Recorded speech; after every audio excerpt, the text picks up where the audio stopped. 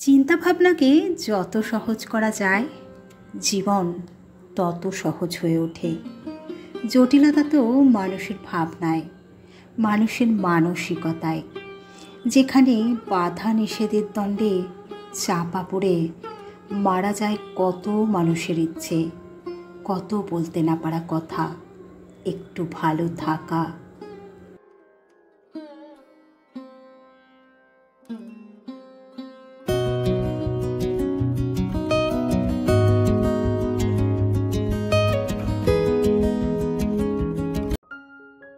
Hello everyone, good morning. কেমন আছো সবাই? আশা করছি সবাই খুব ভালো আছো। আর আমি ইতি আবারও ফিরে এসেছি আরও একটি নতুন ভিডিওর সঙ্গে।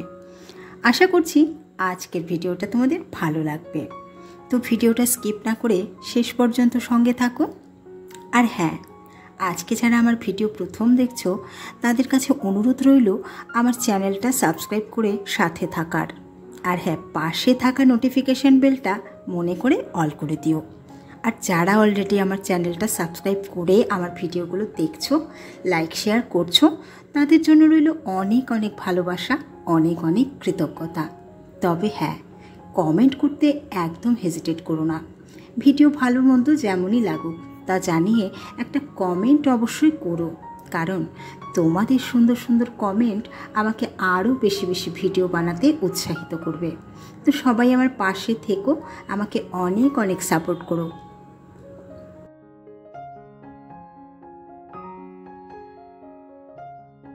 তো ফ্রেন্ডস, আজকে সকালবেলায় ঘুম থেকে উঠতে অনেকটা দেরি হয়ে গেছে। এখন বাজে সকাল 8:30। গতকাল ভুতুর বাবা ভোটের ডিউটির জন্য বেরিয়ে গেছিল, তো রাতে ভুতু আর আমি একাই ঘুমিয়েছিলাম। তো সেই কারণে সকালবেলায় না কোনো তাড়া ছিল না, অফিসের রান্না ছিল না বলে ঘুমিয়েছিলাম একটু বেশি সময়। উঠতে ইচ্ছে করছিল না, কিন্তু উঠতে ইচ্ছে না করলেও কী হবে, আর বিছানায় শুয়েও থাকতে পারছিলাম না। যেহেতু আমার ভোরে ওঠা অভ্যেস, আমি সকাল সকাল উঠে রান্না করি, অফিসের রান্না আমার রোজ থাকে, তো সেই কারণে তো এখন আর একদমই শুয়ে থাকতে পারলাম না, উঠে চলে এলাম। তো দেখলেই দরজায় জল টল দিয়ে নিলাম, আর এদিকে রান্নাঘরে জানালাটা খুলে দিলাম। আর এখন একটু ঝটপট ব্রাশটা করে নেব, তারপর খেয়ে নেব আমার ওষুধ। যেহেতু খালি পেটে আমার ওষুধ থাকে প্রত্যেক দিন, আর ওষুধটা যদি এখন খেয়ে না নিই, যেহেতু বেলা হয়ে গেছে একটু, তো ওষুধটা আমি ভুলে যাব। কি আশ্চর্য ব্যাপার, তাই না? আমরা জীবনে যেই কথাগুলো ভুলে যেতে চাই, সেই কথাগুলো আমরা ভুলতে পারি না। যেসব কথা আমাদের কষ্ট দেয়, দুঃখ দেয়, অথচ যেসব কথাগুলো মনে রাখা প্রয়োজন সেগুলোই আমরা ভুলে যাই। সত্যি কি আশ্চর্যের। তো দেখো, ভুতু কিন্তু এখানে ঘুমোচ্ছে এখনও ভোস ভোস করে, এখনও উঠছে না। অনেকক্ষণ ধরে ডাকছি, আর বারবার বলছে আমি একটা ফ্যান বন্ধ করে দিচ্ছি, বলছে না চালাও না চালাও। ওপরে সিলিং চলছে আর এই দিকে দেখো একটা স্ট্যান্ড ফ্যান চলছে। তো যাই হোক, উনি এখন ঘুমোচ্ছে, ঘুমোক, একটু পরে উঠে যাবে। আর এখন আমি ফ্রিজ থেকে বার করে নেব একটু চাল ভিজিয়ে ব্যাটার তৈরি করে রেখেছিলাম, যেটা দিয়ে আমি ইডলি করব। আজকে বানাবো ইডলি। আর এই ব্যাটারটা 2-3 দিন হয়ে গেছে রয়েছে ফ্রিজে, কিছুই খাওয়া হয়নি, করা হয়নি। ভুতুর বাবাও নেই ঘরে, কি করব কি খাবো বুঝে পাচ্ছি না। আর এটা যদি আজকে না খাই, নষ্ট হয়ে যাওয়ার সম্ভাবনা আছে। আর জিনিসপত্র নষ্ট হয়ে গেলে না খুব গায়ে লাগে। যেহেতু আমাদের মতো মানুষের ঘরে একটু খাবার দাবার নষ্ট হলে খুব গায়েই লাগে।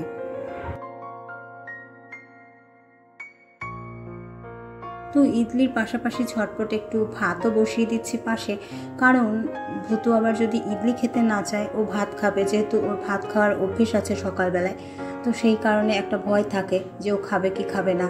তো ইডলিটাও করছি আর এদিকে ভাতটাও বসিয়ে দিচ্ছি একবারে দুপুরের জন্য। যদি ইডলি না খায় তো ভাত খেতে পারবে, সে কারণে।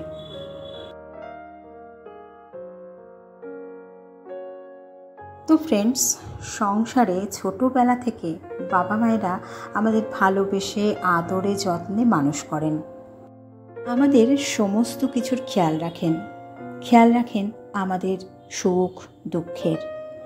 একটা সময়ে বাবা মায়েরা সন্তানের ভবিষ্যৎ চিন্তা করে পরিবার পরিকল্পনায় তাদের বিয়ে দেন, যাতে তাদের দেখার লোক হয়, যত্ন করার লোক হয়। ছেলেমেয়েরা সংসারী হয়, তখন তাদের চিন্তাভাবনা কেবল স্ত্রী, সন্তান এবং নিজেদের গণ্ডির মধ্যেই থাকে। মা এবং বাবা যতদিন একসঙ্গে থাকেন ততদিনের কথা আলাদা, কিন্তু অনেক সময় দেখা যায় অনেকেরই বাবা বা মা খুব কম বয়সে মারা যান। তখন কিন্তু একজন মা বা বাবা একলা হয়ে পড়েন মানসিকভাবে। কারণ ছেলেমেয়েরা যতই কাছে থাক, সাথে থাক, দেখভাল করুক, কিছুটা সময় পাশে বসে মনের কথা জানতে কেউই চায় না। তারা কিন্তু ব্যস্ত থাকে নিজেদের মধ্যেই, নিজেদের কাজে। তাই অল্প বয়সে স্বামী বা স্ত্রী মারা গেলে এখন এই সময় দাঁড়িয়ে বাবা মায়েরা যেমন নিজেদের ছেলে মেয়েদের আবার বিয়ে দেয়, তেমনি ছেলে মেয়েদেরও উচিত কম বয়সে বাবা বা মা মারা গেলে তাদের আবারও বিয়ে দেওয়া, তাদের জন্য একজন সঙ্গী খুঁজে দেয়া, তার সঙ্গে তার বাকি জীবনটা একটু নিজের সুখ দুঃখ ভাগ করে কেটে যেতে পারে। আমার বাবা যখন মারা যায় আমরা বেশ ছোট, তখন বুঝতাম না জীবনকে কীভাবে পরিচালনা করা যায়। যদি বুঝতাম তাহলে মায়ের একটা বিয়ে দিতাম। মাঝে মাঝে এখন মনে হয় মায়ের হয়তো এমন অনেক কথা আছে যা কাউকে না বলতে পেরেই কেটে গেল জীবনের এতগুলো বছর। বড্ড ভুল হয়ে গেল। আসলে চিন্তা ভাবনাকে যত সহজ করা যায় জীবন তত সহজ হয়ে ওঠে। জটিলতা তো মানুষের ভাবনায়, মানুষের মানসিকতায়। যেখানে বাধা নিষেধের দণ্ডে চাপা পড়ে মারা যায় কত মানুষের ইচ্ছে, কত বলতে না পারা কথা, একটু ভালো থাকা।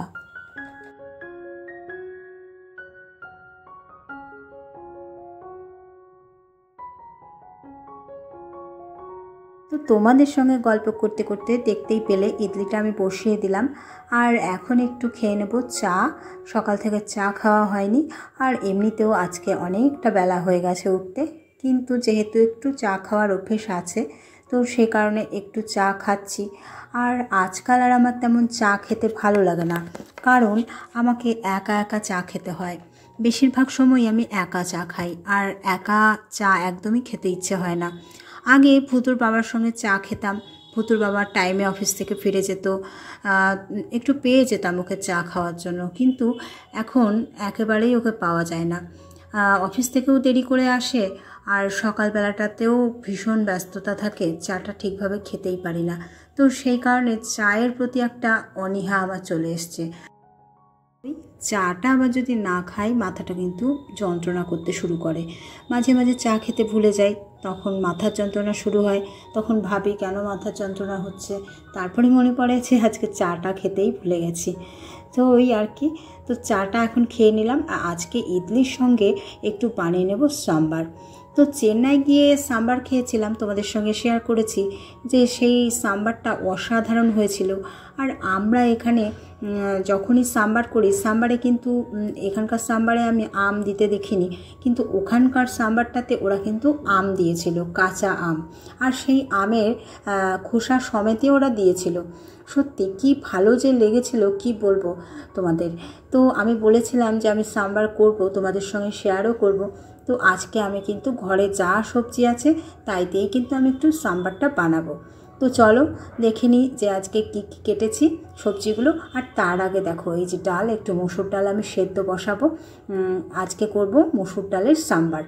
তো মটর ডাল দিয়েও সাম্বার করা যায়, করতে হয়, যেটা আমি মটর ডাল দিয়েও করি। আর আজকে আমি একটু সহজভাবে যেহেতু বানাবো তাই একটু মসুর ডাল দিয়ে বানাবো, এটাও আশা করছি ভালো হবে খেতে। তো এইদিকে দেখো ইডলিটা কিন্তু একদম হয়ে গেছে, আর ইডলিটাকে আমি এখন বাইরে বের করে রেস্টে রেখে যাব, কারণ এখনই তো খোলা যাবে না, এখনই খুললে ভেঙে যাবে। আর একে রেখে আমি কিন্তু নিচে চলে যাব আজকে কারি পাতা আনতে। আর এই দিকে দেখো কেটে নিয়েছি একটু সজনে ডাঁটা, একটু বেগুন, একটু কাঁচা আম, টমেটো, আর এই দিকে আছে ঢ্যাঁড়স আর কাঁচা লঙ্কা।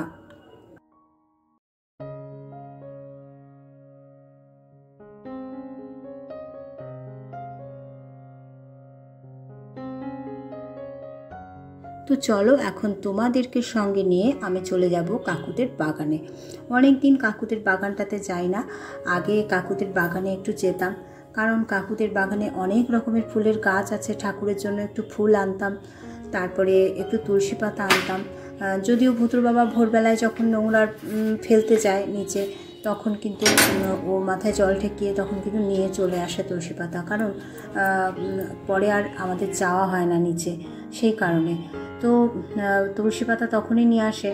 আর ফুল আর এখন কাকুদের বাগান থেকে আমরা তুলি না, কারণ কাকুরা একদিন হঠাৎই বাগানে দেখলাম সাইনবোর্ড লাগিয়ে দিয়েছে যে ফুল তুলবেন না বলে। অদ্ভুত আশ্চর্য, এত ফুল থাকতে বাগানে একটা ফুল মানুষকে দেবে না, ফুল যাতে মানুষ না তোলে সেই কারণে একটা সাইনবোর্ড লাগিয়েছিল। তো সেই কথাটা আমাদের খুব কষ্ট দিয়েছিল, ভীষণ দুঃখ পেয়েছিলাম আমরা যে এত জবা ফুল হয়, আমাদের মা কালীকে আমরা একটা ফুল দিতে পারবো না। বাজার থেকে তো আনা যেতেই পারে, তবে কি বাজারে সবসময় ভালো ফুল পাওয়া যায় না, টাটকা ফুল পাওয়া যায় না।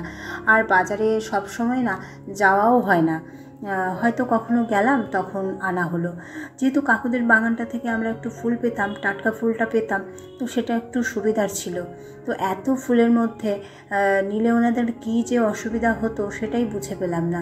তো যাই হোক, দেখো কারি পাতা কিন্তু আমি তুলে নিয়েছি। আর তার মধ্যে দেখতে পাচ্ছি যে কারি গাছে বীজগুলো না পেকে একদম আঙুরের মতো হয়ে আছে, কালো আঙুরের মতো। সেইগুলো আমি একটু তুলে নিলাম, বীজগুলো রেখে দেবো, একটু টবে ফেলে দেবো। টবে যদি গাছ হয় তাহলে গাছ থেকে পাতা নিতে পারবো, নিচে আর আসতে হবে না, ওই আর কি। তো আমার যা দেখি সেটাই ভালো লাগে আর আমি নিয়ে নিই, ভালো যা লাগে সেটা আমি কিন্তু সঙ্গে সঙ্গে নিয়ে নিই। আর তারপরে পাতাগুলো নিয়ে গিয়ে একটু যত্ন করে রাখতে হবে, কারণ এই যে পাতা নিয়ে গেলাম আবার কবে পাতা নিতে আসবো জানি না। তো এই যে দেখো আঙুর গাছ, এটা আমাদের বাড়িতে ছিল, তো সেই কারণে আমি চিনি আঙুর গাছ। তো তোমাদের সঙ্গেও আঙুর গাছটা শেয়ার করলাম। একদমই এখন নিচে আসি না আমি, আর ভীষণ ভয় করে জানো তো, এখান দিয়ে ভীষণ সাপ খোপ ঘুরে বেড়ায়, বড় বড় সাপ ঘুরে বেড়ায়, তো ভীষণ ভয় করে। তো আমিও একটু মাথায় জল ঠেকিয়ে নিয়ে আমি কিন্তু তুলসী পাতাটা নিয়ে যাচ্ছি, যেহেতু ঠাকুরকে দিতে হবে আর স্নান করা হয়নি, সে কারণে মাথায় জল ঠেকিয়ে পাতা নিয়ে যাচ্ছি।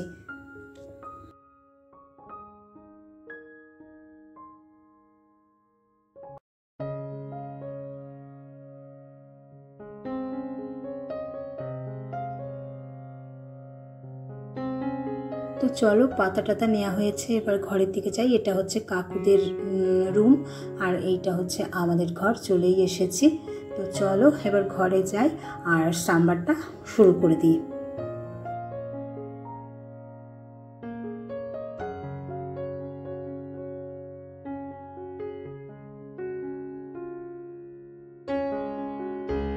তো চলো সাম্বারের জন্য বসিয়ে দিলাম এদিকে কড়াই, আর কড়াই কিন্তু গরম হয়ে গেছে। আর এখন দিয়ে দিলাম তেল, আর তেলটা গরম হয়ে গেছে, আমি কিন্তু ফোড়নটা দিয়ে দিয়েছি। আর ক্যামেরা অন করতে একদম ভুলে গেছি।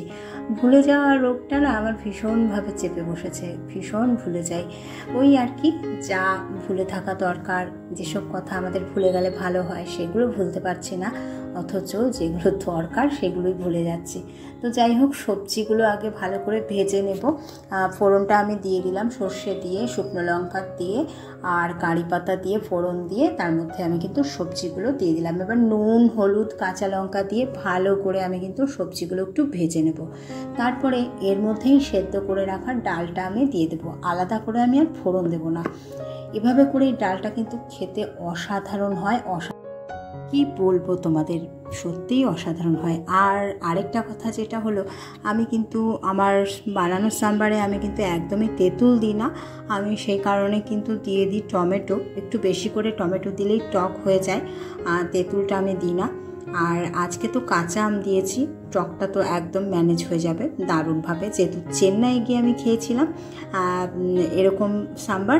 তো আজকে কিন্তু চেন্নাই স্টাইলেই আমি সাম্বারটা তৈরি করলাম। তো একটু ঢাকা চাপা দিয়ে দিয়েছিলাম সবজিগুলো সেদ্ধ হয়ে যাওয়ার জন্য। তো সবজিগুলো মোটামুটি সেদ্ধ হয়ে গেছে, আর ডালটাও বেশ গাঢ় হয়ে এসছে। আর টেস্ট করে দেখেও নিয়েছি নুন টুন সব ঠিক আছে কিনা। তো সাম্বার কিন্তু একদম রেডি হয়ে গেছে। আর এইদিকে দেখো ইডলিও কিন্তু আমি একদম বেড়ে নিয়ে চলে এসেছি।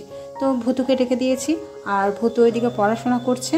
তো ভুতু এক্ষুনি এসে যাবে, আর ভুতু আর আমি এক্ষুনি ইডলি খাবো। তো ইডলিটা আমার ভীষণ পছন্দের, ইডলি আমার বেশ ভালো লাগে, ভুতুরও পছন্দের। তবে কি, ও সকাল সকাল ভাত খেতেই বেশি পছন্দ করে। তবে আজকে ইডলি হয়েছে, বলছে আমি ইডলি খাবো। তো ভুতুর জন্য আগে নিয়ে চলে এসেছি, আর এখন আমি আমারটা নিয়ে এসে বসবো, আর তারপরে ভুতুর সঙ্গে একটু গল্প করতে করতে ইডলি খাবো।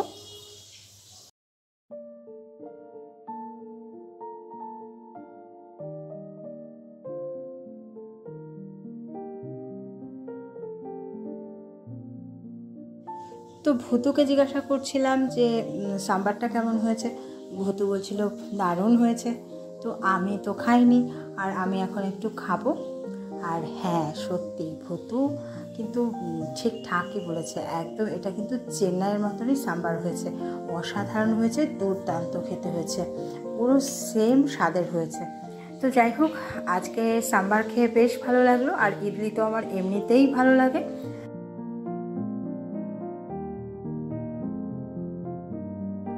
তো ইডলি আমাদের খাওয়া হয়ে গেল, আর এখন কিন্তু পেয়ারা খাবো একটু। ভুতুর বাবা পেয়ারা এনে রেখে গেছিলো, তো সেই পেয়ারাটা এখন খেতে হবে। ভুতু খাওয়ার জন্য বায়নাও করছিল, কিন্তু পেয়ারাটা কিন্তু একটু শক্ত। তো যাই হোক, আজকের ভিডিওটা আর বেশি বড় করব না। আজকের ভিডিওটা তোমাদের কেমন লাগলো জানিয়ে কিন্তু কমেন্ট করতে একদম ভুলো না। আর ভিডিওটা যদি ভালো লাগে অবশ্যই শেয়ার করে দিও, আর একটা লাইক কিন্তু অবশ্যই করো। আর চ্যানেলে যদি নতুন হও, চ্যানেলটা সাবস্ক্রাইব করে দিয়ে আমাদের পাশে থেকো, সাথে থেকো, আমাদের অনেক অনেক উৎসাহ দিতে থেকো। আর আমি এতে আবার ফিরে আসবো অন্য কোনো নতুন ভিডিওর সঙ্গে। ততক্ষণের জন্য তোমরা সবাই খুব ভালো থেকো, সুস্থ থেকো, সুন্দর থেকো। আজকের মতো টাটা, বাই বাই।